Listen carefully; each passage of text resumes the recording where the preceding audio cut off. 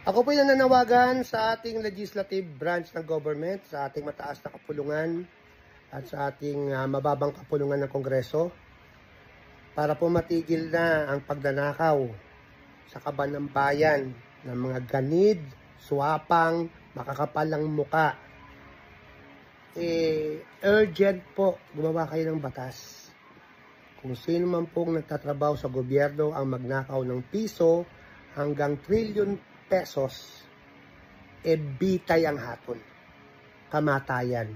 Firing squad, lethal injection, silya elektrika.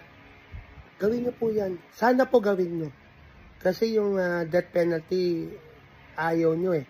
Dahil kasama doon ang plunder eh. Ngayon, gawin nyo po ngayon yan. Para pong awa nyo na po. Para po matigil na po ito. Matagal nyo na pong ginagawa ito eh.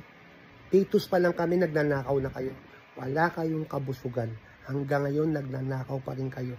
Ang gaganda na ng buhay nyo, magandang bahay, magandang kotse, sa mga ninakaw nyo nung araw.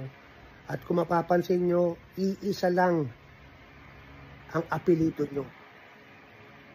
Lolo nyo, tatay nyo, kapatid nyo, pinsan nyo, kayo ang nagnanakaw mula noon hanggang ngayon sa gobyerno.